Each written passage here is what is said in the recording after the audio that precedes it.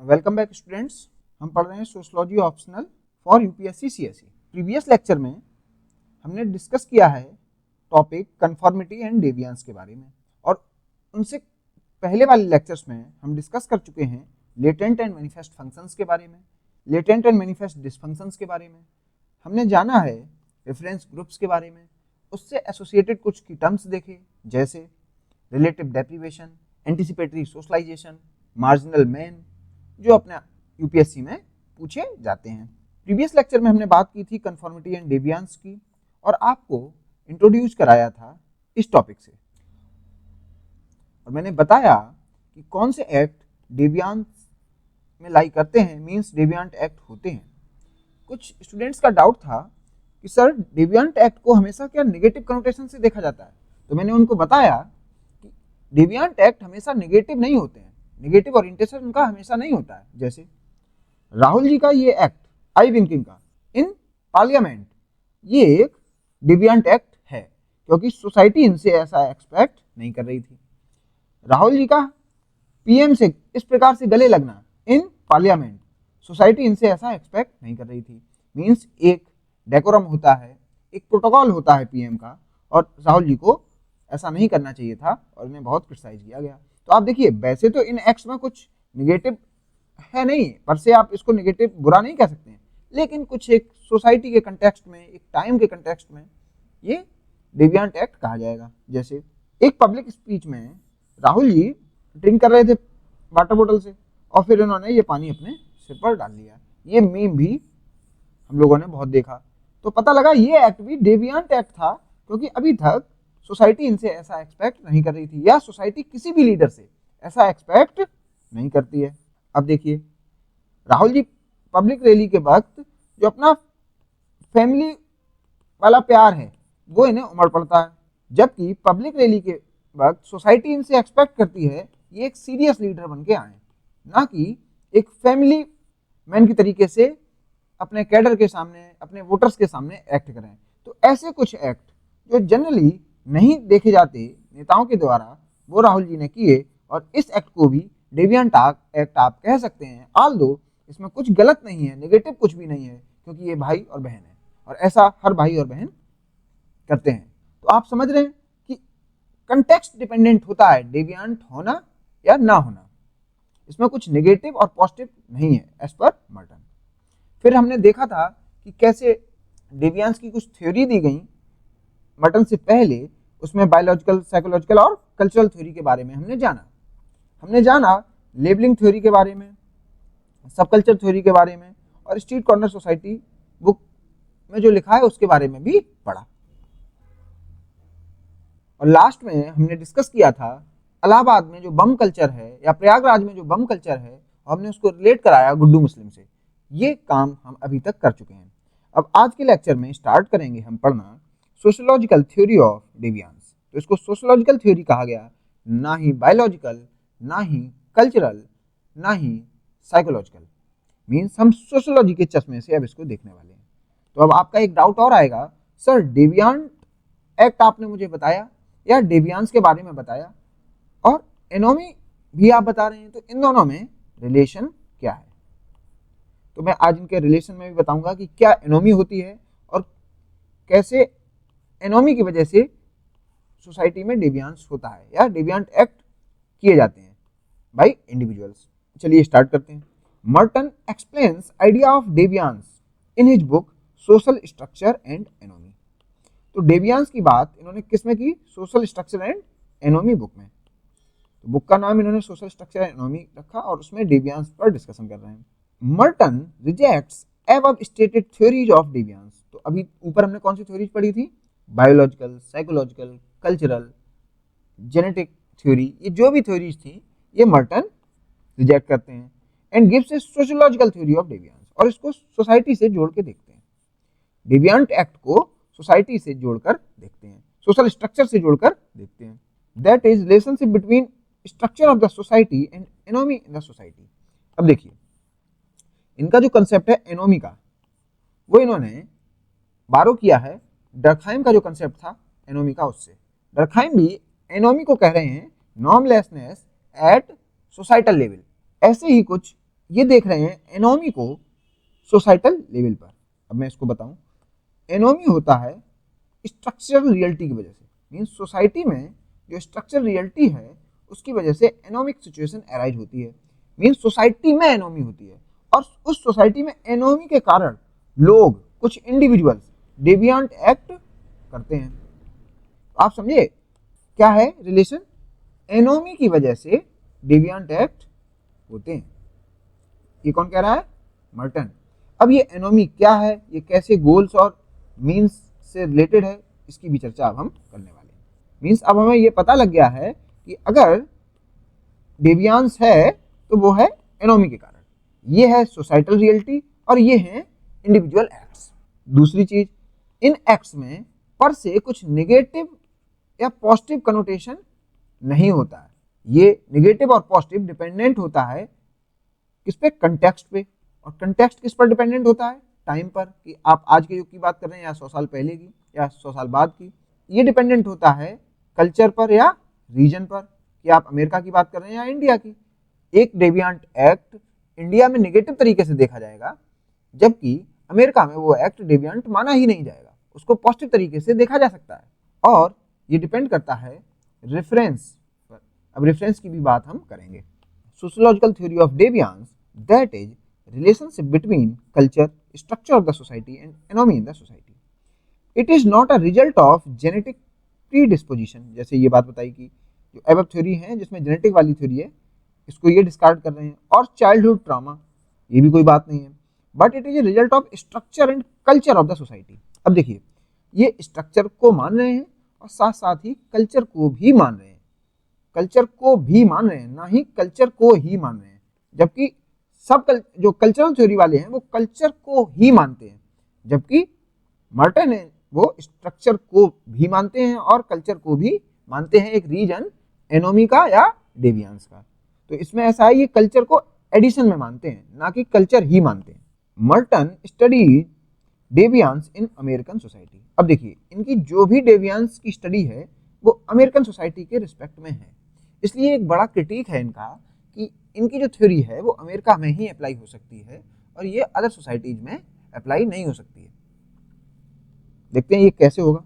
According to Merton, modern American society is in a state of anomie. ये कह रहे हैं अमेरिका में है एनोमी। अब ये एनोमी होती क्या है, सबसे मेजर डाउट आपके माइंड में होगा, लेकिन ये बात पता लग गई कि अमेरिका में कुछ एनोमी जैसा है। ये कौन बोल रहा है, मर्टन। अब देखते हैं, anomie is due to imbalance in institutionalized means and culturally approved goals. इसको लिख लीजिए कैग, यहाँ गोल्स की जगह आप लिखिए कल्चरली अप्रूव्ड गोल्स। इसको थोड़ा सही कर लीजिएगा, इसका एक्रोनिम बना लीजिए कैग, आपको याद रहेगा। अब देखिए यहाँ पे लिखिए कैग। अब देखिए, इंस्टीट्यूशनलाइज्ड मीन्स का मीनिंग क्या है, सरल भाषा में कहिए, जो सोशल इंस्टीट्यूशंस हैं उसको ये बात कह रहे हैं, सोशल इंस्टीट्यूशंस। और यहाँ जो गोल्स की बात है मीन्स जो सोसाइटल गोल्स हैं, सोसाइटी जिनको मानती है, देखिए सोसाइटल गोल्स। इसमें जब इम्बैलेंस होता है, या कहिए गैप होता है, या कहिए मिसमैच होता है, एक ही वर्ड है ये सब, कहीं आप गैप लिखा देखेंगे, कहीं मिसमैच लिखा देखेंगे, या कहिए स्ट्रेन होता है, ये इंटरचेंजेबली यूज होने वाले वर्ड हैं, चाहे मिसमैच कहिए, चाहे स्ट्रेन कहिए, चाहे गैप कहिए।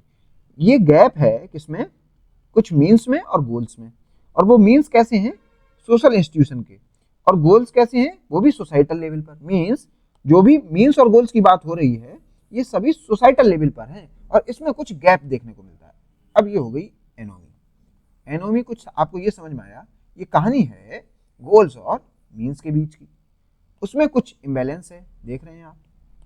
ये पड़ला इक्वल हो जाएगा तब शायद एनोमी नहीं दिखेगी समाज में, लेकिन ये पड़ला अगर किसी भी तरफ झुकाओ, चाहे गोल्स की तरफ झुकाओ ज़्यादा तब भी एनोमी है, या मीन्स की तरफ झुकाओ तब भी एनोमी है। इतनी सी बात समझ में आई। ये कुछ बैलेंस इम्बैलेंस की बात कर रहा है, कुछ स्ट्रेन की बात कर रहा है, कुछ मिसमैच की बात कर रहा है, किसमें, सोसाइटल गोल और सोसाइटल मीन्स। अब इसको सोसाइटल गोल ना लिखिएगा, इसको कैग लिखिएगा, तो थोड़ा सा टेक्निकल की टर्म हो गया ये। अब ये कह रहे हैं deviance is the result of anomie.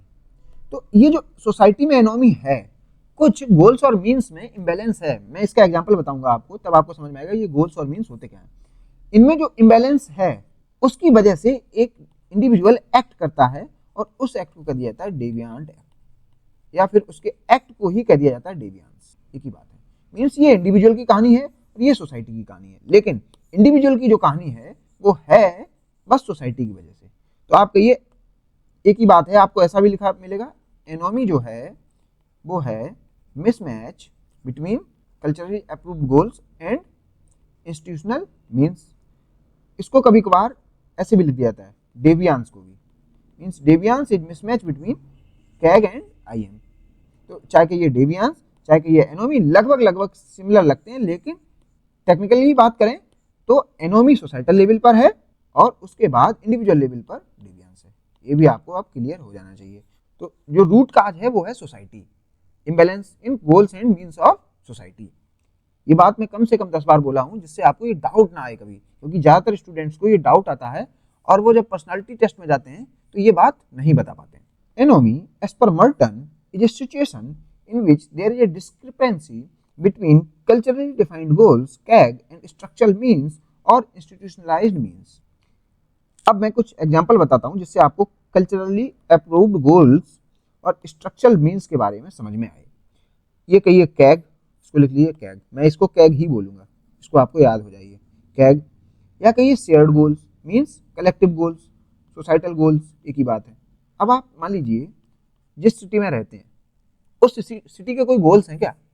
आप कहेंगे नहीं मेरी सिटी ने गोल्स नहीं बनाए। चलिए आपके जिस स्टेट में हैं आप उस स्टेट के कोई गोल्स हैं क्या?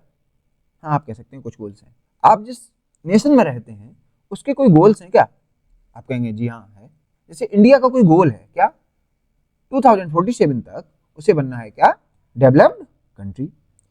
ऐसे ही मर्टन साहब अमेरिका की कुछ कलेक्टिव, कुछ शेयर, कुछ कल्चरली अप्रूव्ड गोल्स को पहचानते हैं। जैसे वहां पर पूरी society at large by and large बात करती है मटेरियल प्रोस्पेरिटी की, सुख समृद्धि होनी चाहिए, वेल्थ पैसा सबके पास होना चाहिए, फेम शोहरत होनी चाहिए, मीन्स पैसा सुविधा सुख सुविधा और शोहरत, इन सब की बात अमेरिकन सोसाइटी एक शेयर लेवल पर करती है, कलेक्टिव लेवल पर करती है। जैसे इंडियन सोसाइटी किसकी बात करती है, मुझे आप कमेंट सेक्शन में बताइए कि इंडियन सोसाइटी के कैग क्या हैं।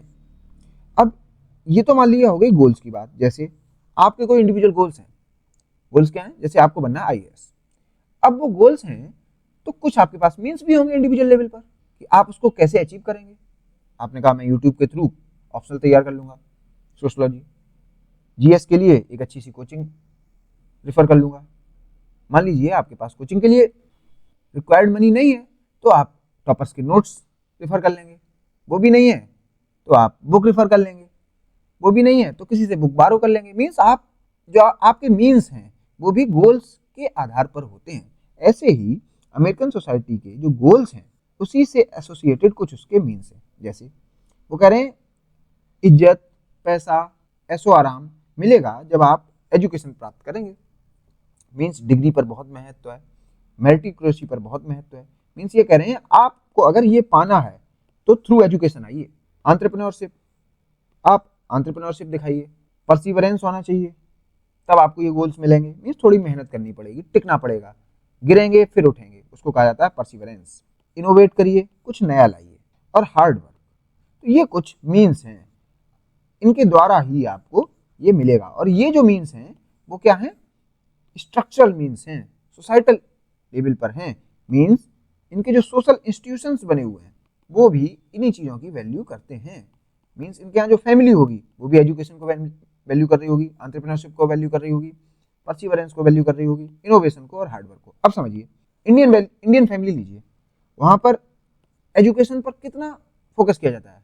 शायद आपको 12th पास करा दिया बहुत सारी फैमिलीज में और बच्चा पढ़ गया, ये मान लिया जाता है। एंटरप्रेन्योरशिप बिल्कुल ना के बराबर है। परसिवरेंस होता ही नहीं है फैमिली में, फैमिली कहती है कि जैसे ही आप 18 के हों आपकी जॉब लगनी चाहिए, चाहे कोई भी लग जाए। इनोवेशन भी नहीं दिखाती है फैमिली, और हार्ड वर्क पर भी बहुत फोकस नहीं करती है। तो आप देख रहे हैं इंडिया के जो सोसाइटल गोल्स हैं और मीन्स हैं वो डिफरेंट हैं अमेरिका के सोसाइटल गोल्स और सोसाइटल मीन्स से, इसीलिए दोनों के सोशल इंस्टीट्यूशंस भी अलग हैं। ये तो बात हो गई स्ट्रक्चरल मीन्स और शेयर्ड गोल्स की। तो मर्टन साहब कह रहे हैं इन दोनों में कुछ इम्बैलेंस होता है। मीन्स या तो उस सोसाइटी में रहने वाले लोग उन गोल्स को सही से नहीं समझ पाते हैं या अचीव नहीं कर पाते हैं, ऑल्दो वे मीन्स तो फॉलो करते हैं, तब एक स्टेट होती है सोसाइटी में, उसको एनोमी के तरीके से देखा जाता है। या कुछ लोग गोल्स तो फॉलो करना चाहते हैं लेकिन उनके पास मीन्स नहीं होते हैं, वो कुछ लोग होते हैं। तो और कुछ लोग ऐसे होते हैं जो गोल्स भी नहीं फॉलो करते हैं और मीन्स भी नहीं फॉलो करते हैं, वो कुछ लोग होते हैं। तो ऐसे कलेक्टिव लेवल पर इन सब लोगों को जोड़ दिया जाए तो ऐसी सोसाइटी एनोमिक सोसाइटी है एज पर मर्टन। जैसे मान लीजिए कुछ लोग, मान लीजिए अमेरिकन सोसाइटी का केस लीजिए और उसमें 100 लोग हैं, मान लीजिए कुछ लोग ऐसे हैं जो गोल्स और मीन्स दोनों हैं उनके पास, मान लीजिए ऐसी संख्या 5 है। कुछ लोग ऐसे हैं जिनके पास गोल्स तो देख पा रहे हैं वो, लेकिन उन्हें वो मीन्स नहीं है उनके पास जो सोसाइटी चाहती है, तो ऐसे मान लीजिए 10 लोग हैं। कुछ लोग ऐसे हैं जो बस मीन्स पर फोकस करते हैं, गोल्स को वो छोड़ चुके हैं, ऐसे 10 लोग हैं। कुछ लोग ऐसे हैं जो पहले तो गोल्स को फॉलो करे थे और मीन्स को भी फॉलो करे थे, लेकिन थोड़ी देर बाद उन्होंने ना गोल्स रखे ना मीन्स, तो ऐसे 20 लोग मान लीजिए। और कुछ लोग ऐसे हैं जो कह रहे हैं नहीं, मेरे लिए जो आपके गोल्स हैं वो मायने नहीं रखते, मैं अपने खुद के गोल्स बनाऊंगा और अपने खुद के मीन्स फॉलो करूंगा, ऐसे मान लीजिए 20 लोग हैं। तो ये देखिए 20-20, 40, 10, 50, 10, 60 और 65 मान लीजिए, ये 65 लोगों की अमेरिकन सोसाइटी जो है वो एक एनोमिक सोसाइटी कही जाएगी, क्योंकि इसमें गोल्स और मीन्स में इम्बैलेंस है।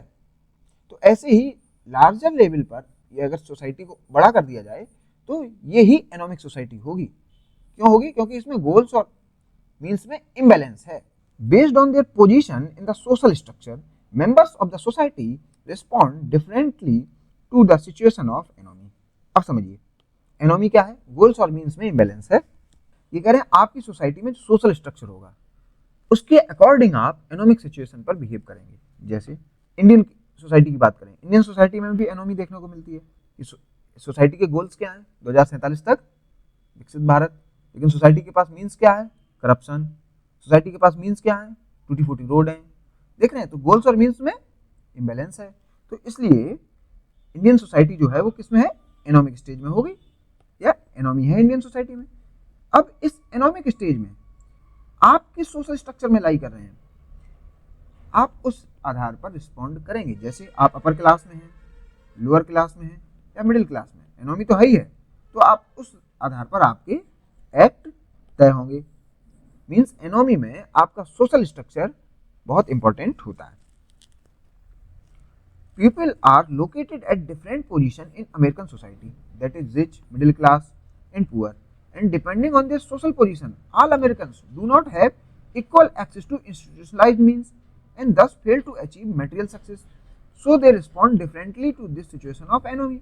तो इस एनोमिक सोसाइटी में सब लोग अलग तरीके से एक्ट करते हैं, क्योंकि सबका जो सोशल हायरार्की है, सोशल प्लेसिंग है, वो डिफरेंट है। कोई अपर क्लास में है, कोई लोअर क्लास में है, कोई इस रेस से है, कोई वाइट है, कोई ब्लैक है, बहुत सारी सोशल रियलिटी है। तो इसलिए सबके एक्ट अलग अलग होते हैं। इसलिए एनोमिक स्टेज में आप देखेंगे ये सब एक्ट होते हैं, इतनी डाइवर्सिटी है एनोमिक स्टेज में।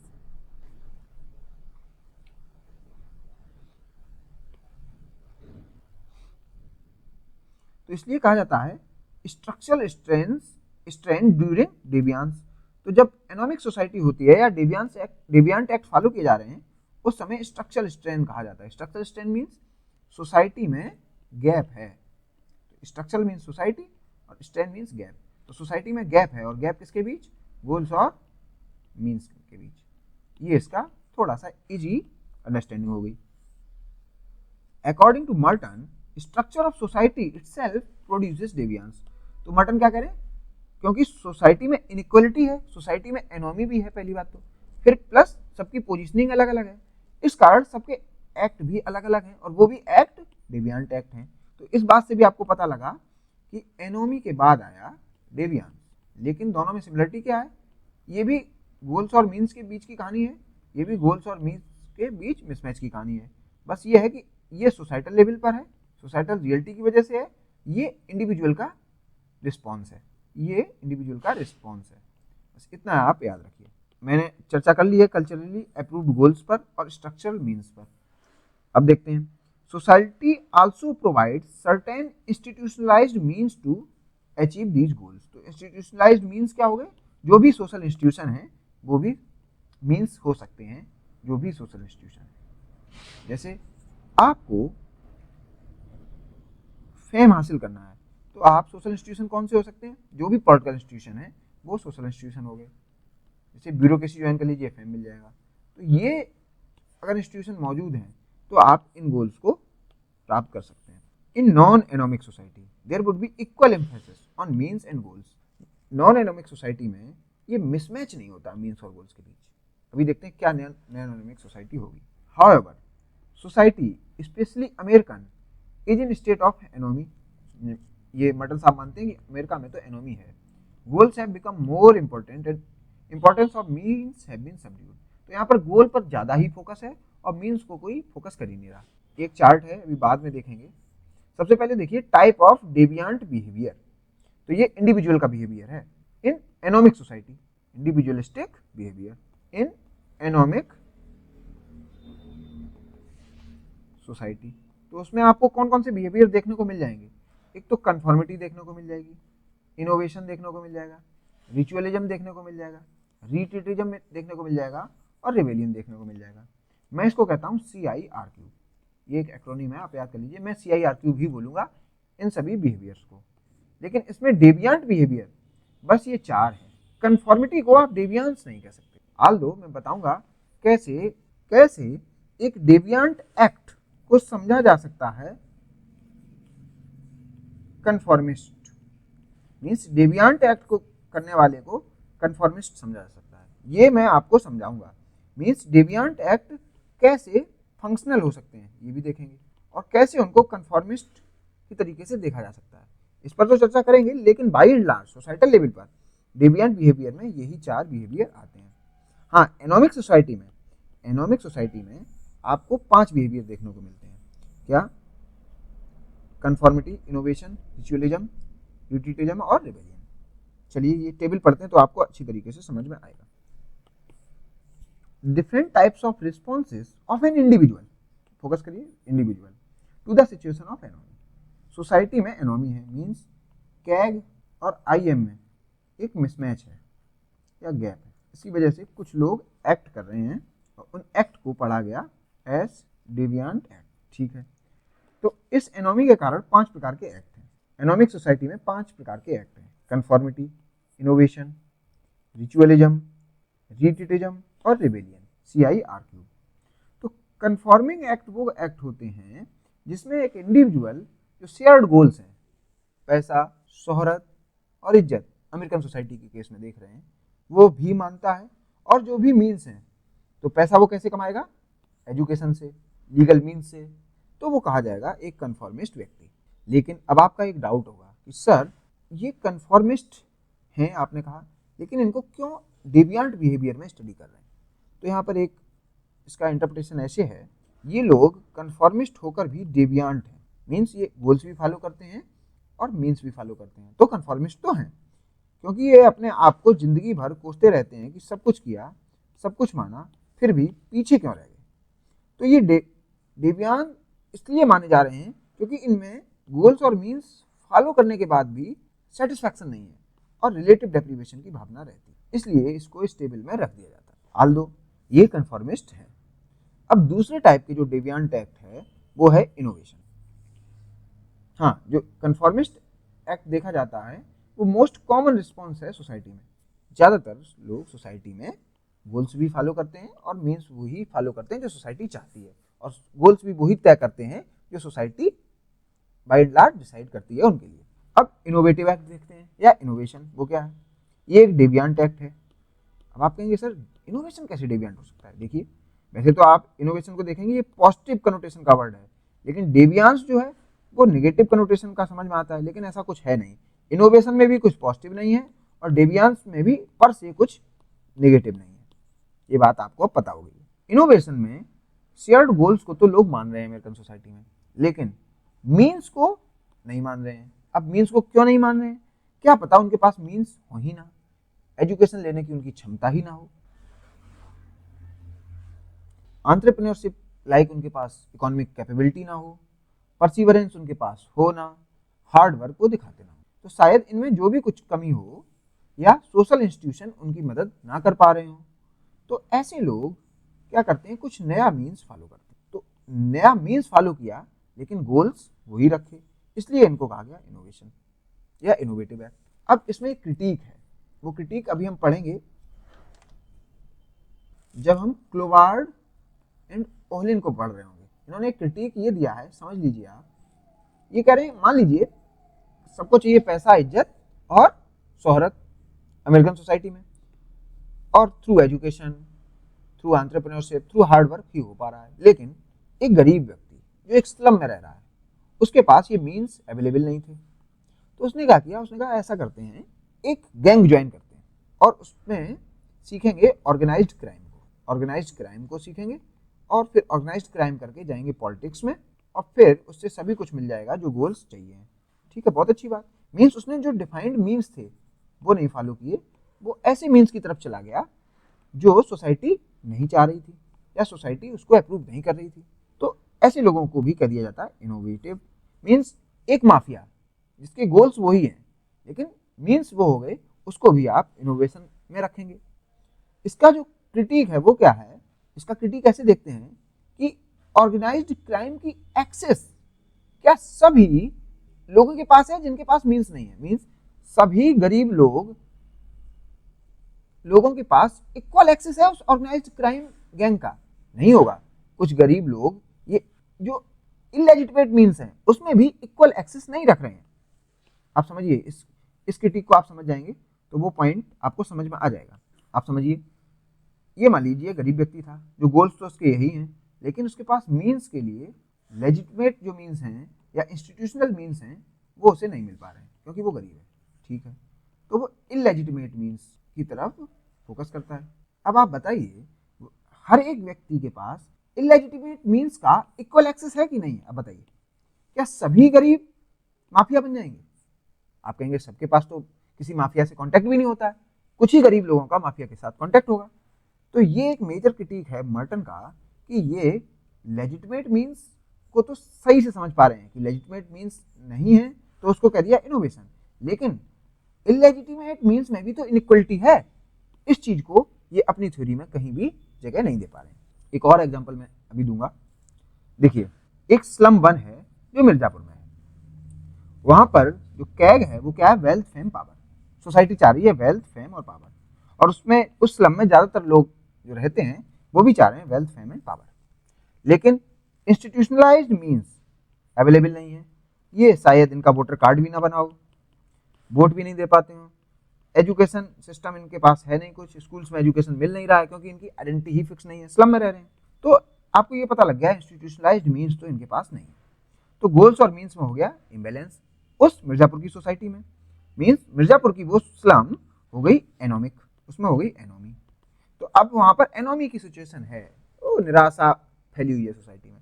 अब उस निराशा के दौर में यहाँ से एक इंडिविजुअल निकलता है, और जैसे मर्टन साहब ने कह दिया आपके पास अगर लेजिटिमेट मीन्स नहीं है तो आप इनोवेट करिए। मर्टन साहब तो ये सॉल्यूशन दे रहे हैं कि आप जो भी मीन्स आपको समझ में आ रहे हैं उस पर जाइए। तो उसके पास मीन्स तो अवेलेबल नहीं थे, तो मर्टन साहब ने सॉल्यूशन दिया कि आप इनोवेशन कर लो तो आपको ये गोल्स मिलने लगेंगे एज पर मर्टन। लेकिन ये जो व्यक्ति है ये कह रहा भाई मेरी सोसाइटी में, लेकिन हमारे पास तो इलेजिटिमेट मीन्स का एक्सेस भी नहीं है, हम तो किसी माफिया को भी नहीं जानते हैं, हम कोई ऐसा काम भी नहीं जानते हैं ऑर्गेनाइज्ड क्राइम वाला, या हम जो भी मीन्स हैं हमें पता ही नहीं है। आप तो लेजिटिमेट मीन्स को डिनाई करे दे रहे हैं और हमें भेजे दे रहे हैं इलेजिटिमेट मीन्स में, लेकिन हमारे पास इलेजिटिमेट मीन्स का भी कोई आइडिया नहीं है, तो हम ये गोल्स कैसे अचीव कर लेंगे? अब आप इसका दूसरा एग्जाम्पल देखिए। एक स्लम 2 है, उसी मिर्जापुर में है, वही बात है, वहां पर कैग है वेल्थ फेम पावर। मीन्स क्या है, वहां पर भी अवेलेबल नहीं है। मीन्स यहाँ पर भी सोसाइटी में क्या है, एनोमी।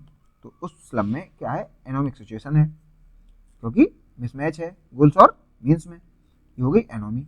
यहाँ से भी एक इंडिविजुअल निकलता है, मर्टन साहब उससे फिर कहते हैं क्या, इनोवेशन कर लो, इलेजिटिमेट मीन्स फॉलो कर लो। तो वो व्यक्ति जो ये इंडिविजुअल है जो डेविएंट एक्ट करने की सोच रहा है या फिर इनोवेशन करने की सोच रहा है, वो क्या करेगा?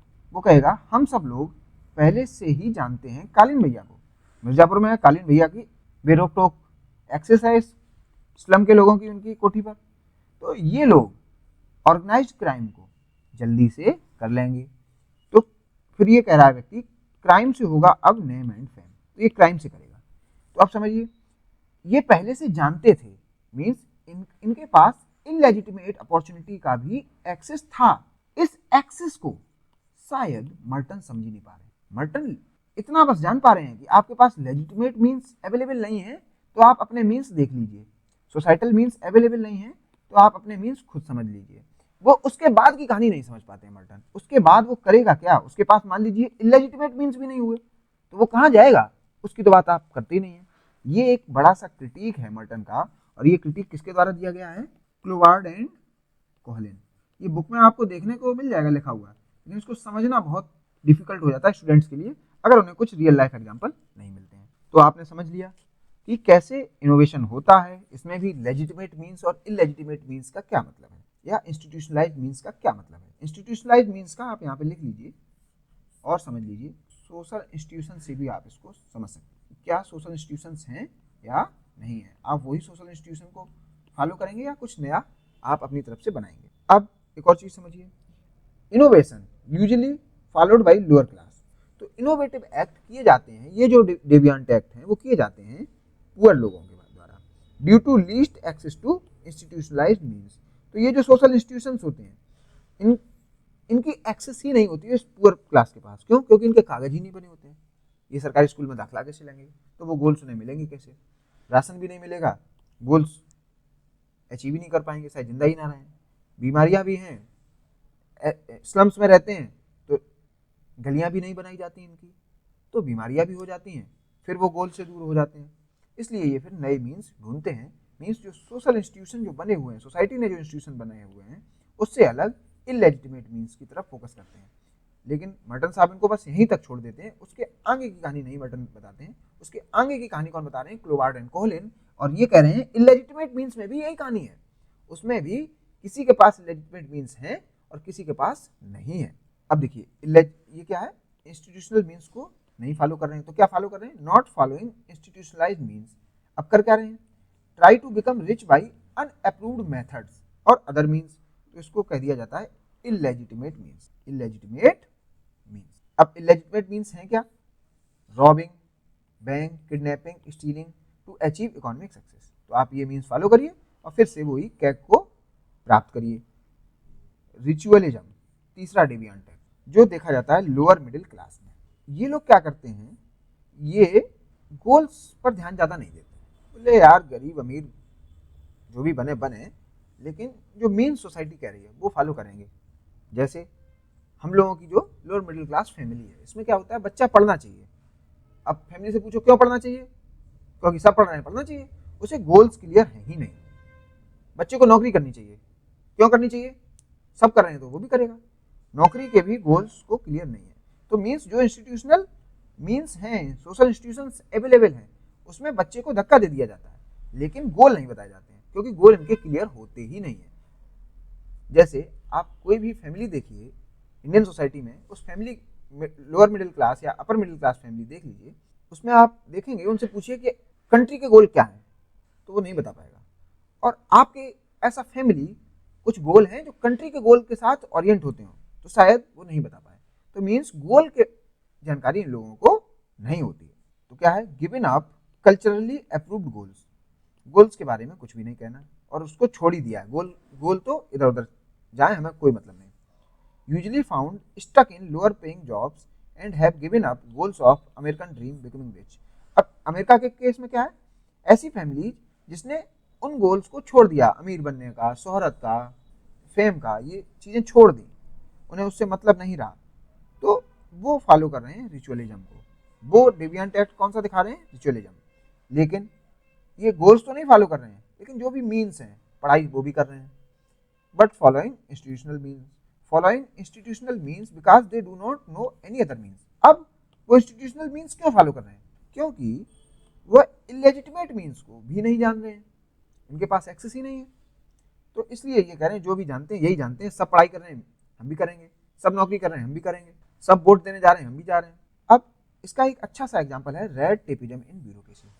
आप ब्यूरोक्रेसी को ऐसे सोशल इंस्टीट्यूशन मानिए या एक इंडिविजुअल मान के चलिए। ब्यूरोक्रेसी से आप पूछिए आपके गोल क्या है, वो एक बाबू बैठा हो आपके सामने, उसे पूछिए आपके गोल क्या है, वो कहे भैया गोल वोल नहीं पता, लेकिन ऐसा करो फाइल है जो वो ले आओ, फाइल चलेगी तो आपका काम होगा। मीन्स उसे नहीं मतलब कि आपका काम कब होगा, लेकिन हाँ फाइल ले आओ तो काम होगा। मीन्स ये मीन्स पर बहुत फोकस कर रहे हैं, गोल पर कुछ भी नहीं।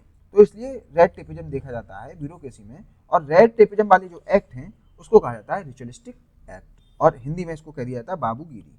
बाबूगिरी मतलब फाइलबाजी, फाइल चलती रहे, आपका काम हो या ना हो हमें कोई मतलब नहीं। तो मीन्स पूरे फॉलो हो रहे हैं और गोल्स पर कोई ध्यान नहीं है। Following the means like the daily rituals, और मीन्स को वैसे फॉलो करना है जैसे हम पूजा करते हैं, डेली पूजा हो रही है, डेली कर रहे हैं, वैसे मीन्स फॉलो कर रहे हैं। फाइल चलनी चाहिए, पढ़ने भी चाहिए बच्चे, सोसाइटल लेवल की बात करें तो बच्चे पढ़ भी रहे हैं, नौकरी भी कर रहे हैं, लेकिन गोल का कोई ध्यान है ही नहीं, गोल से तो भटक ही गए हैं।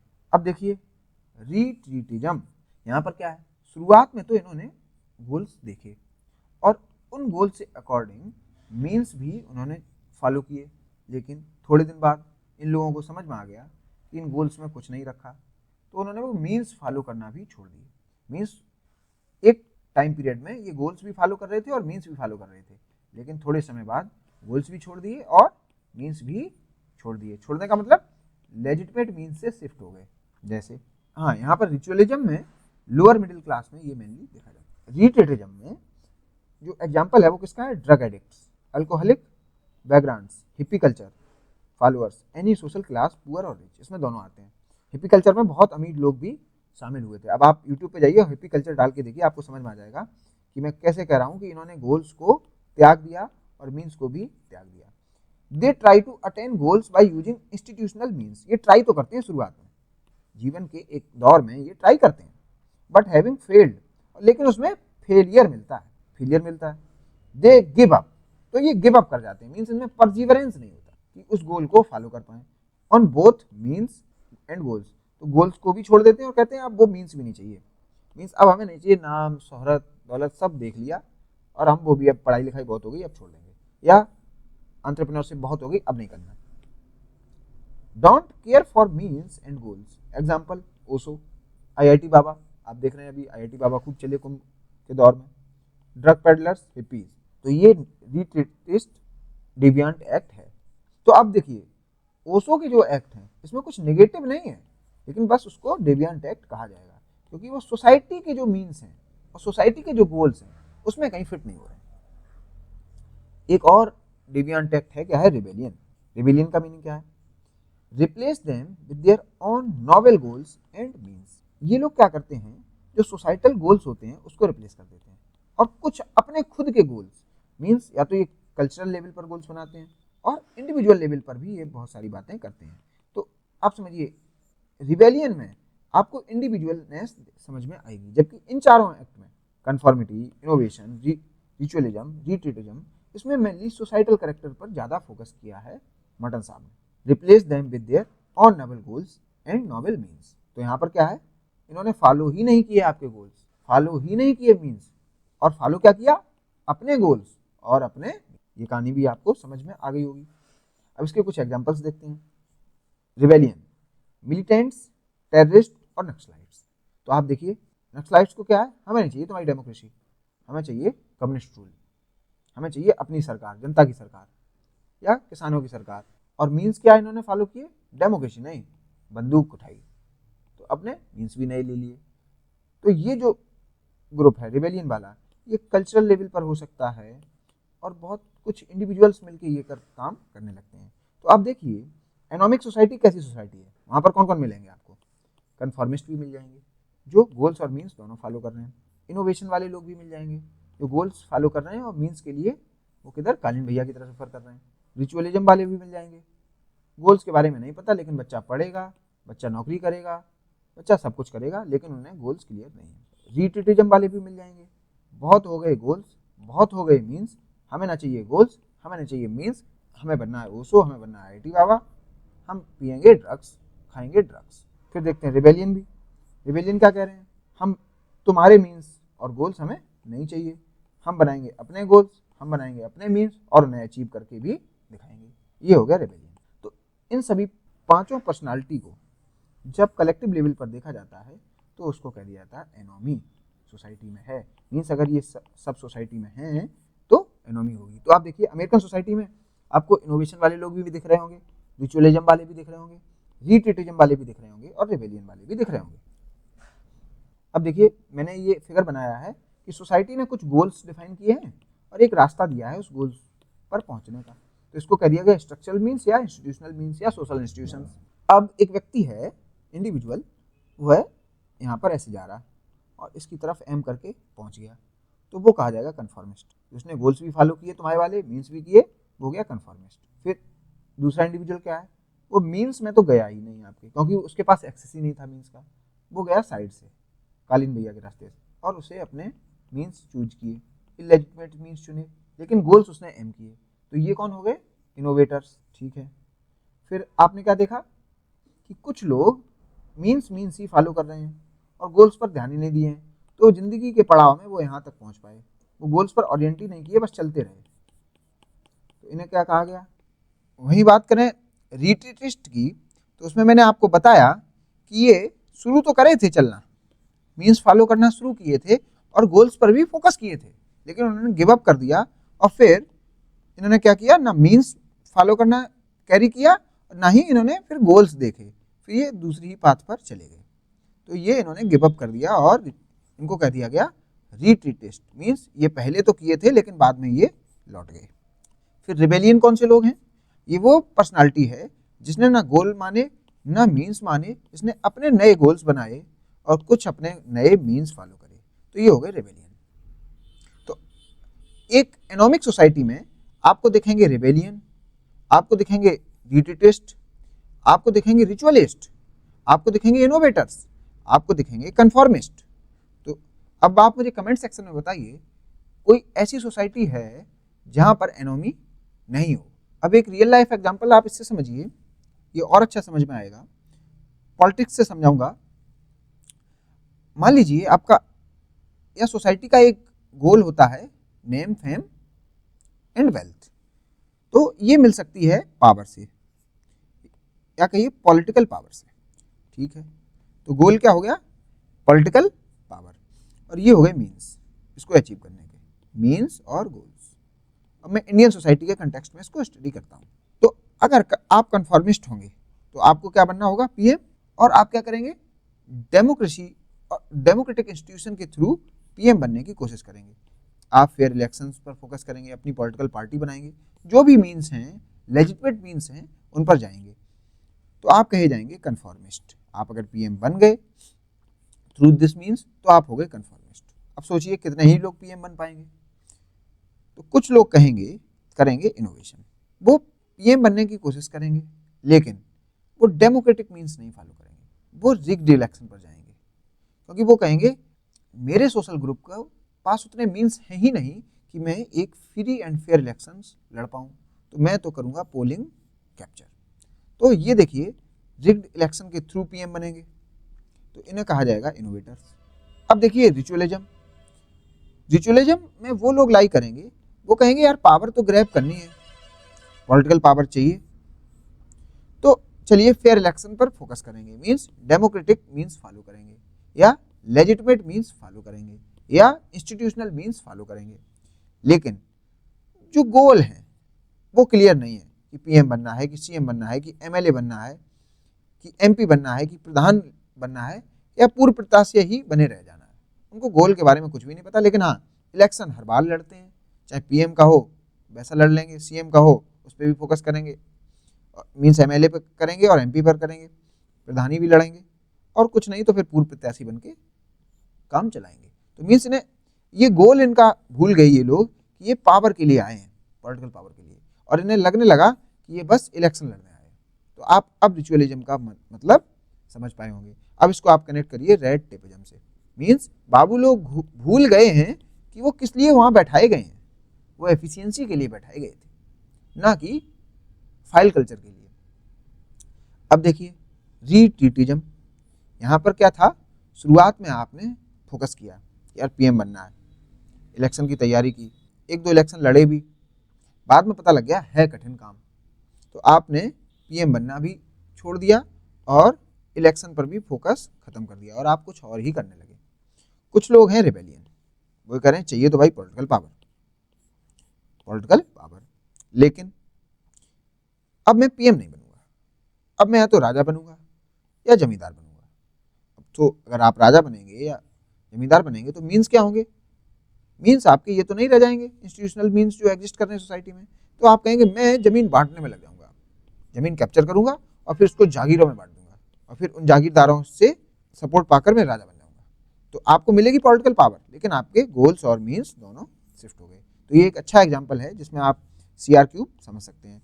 तो ये जो भी लोग बन रहे हैं, कन्फॉर्मिस्ट, इनोवेशन या रिचुअलिज्म या रिट्रीटिज्म या रिबेलियन, जो भी करेक्टरिस्टिक है लोगों का, ये बस क्यों है, क्योंकि सोसाइटी में एनोमी है और एनोमी के कारण इंडिविजुअल ऐसे बिहेव कर रहे हैं, इंडिविजुअल बिहेवियर। तो इसको कह दिया गया डेवियांस और ये हो गया सोशल रियलिटी,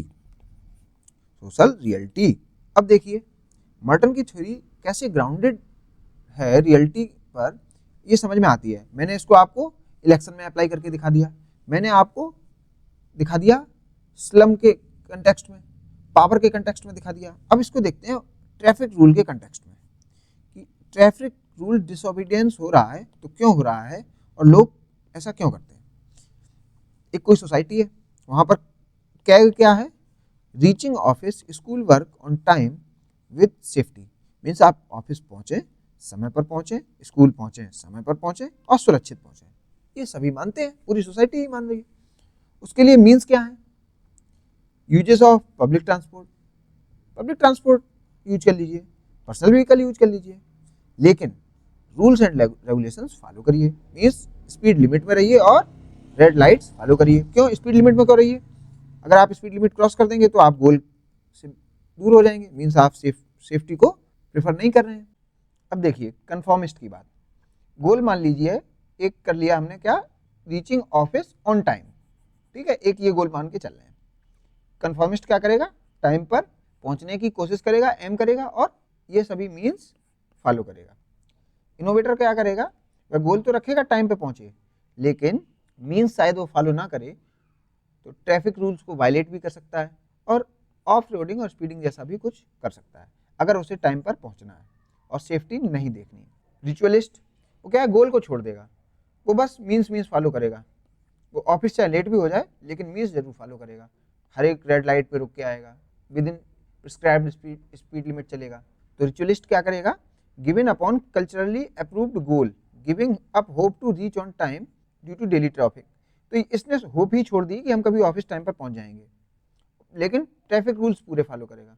रिट्रीटिज्म में क्या होगा, ये शुरुआत में ये जाया करेगा लेकिन बाद में ये ऑफिस टाइम पर नहीं जाएगा, और शुरुआत में तो ये जो भी मीन्स हैं उनको अवेल करेगा, बाद में उसको भी छोड़ देगा। जैसे following both but seeing others come late and does not get scolded and he is not rewarded, बोले दूसरे जो आते हैं वो भी, उन्हें भी नहीं डांटा जाता और उसे भी कोई रिवार्ड नहीं मिल रहा है आने का। He stopped following both goals and means, इसलिए फिर वो कहेगा मैं नहीं आ रहा टाइम पे, और फिर अगर टाइम पे नहीं आना है तो मीन्स भी नहीं फॉलो करेगा। रिबेलियन जो भी कल्चरली अप्रूव्ड गोल्स हैं उनको तो नहीं मानेगा, अपने नए गोल्स बनाएगा, और जो मीन्स हैं उनको भी नहीं मानेगा, अपने नए मीन्स बनाएगा। जैसे uses of internet and devices to do work from home, ये कहेगा मुझे नहीं ऑफिस जाना, मैं वर्क फ्रॉम होम की व्यवस्था करूंगा, या अगर ऑफिस जाएगा भी तो फिर हाई स्पीड बाइकिंग की व्यवस्था करेगा। अब इसको मीड की थ्योरी से और रिलेट कराते हैं, कन्फॉर्मिस्ट, क्लास और मीड्स की थ्योरी, सिंबॉलिक इंटरेक्शनिज्म। कन्फॉर्मिस्ट कौन कौन से लोग हैं, majority of population and most common in our society. तो मीड की थ्योरी में ये लोग मेनली कौन कहे जाते हैं, जो मी जिनमें पोर्शन ज़्यादा होता है वो हो गए। इनोवेटर्स, हायर लेवल ब्यूरोक्रेट्स, रिचुअलिस्ट जो फाइल में लगे हुए हैं, लोअर लेवल ब्यूरोक्रेट्स और लोअर मिडिल क्लास। रिट्रीटिज्म किसी भी सोशल क्लास में देखने को मिल जाता है, और रेबेलियन राइजिंग क्लास में देखने को मिलता है। अगर रेबेलियन की बात करें तो मीड की थ्योरी में उसको देखा जाता है मोर आई और लेस मी के रिस्पेक्ट में। तो ये जो बात रही, ये हमने देखा एनोमी और डेवियांस के बारे में, और कुछ रिस्पॉन्सेस देखे डेवियांस में जो है कन्फॉर्मिस्ट, इनोवेटर्स, रिचुअलिस्ट, रिट्रीटिज्म और रिबेलियन। अब हम नेक्स्ट लेक्चर में पढ़ेंगे limitation, criticism of Merton's theory of डेवियांस।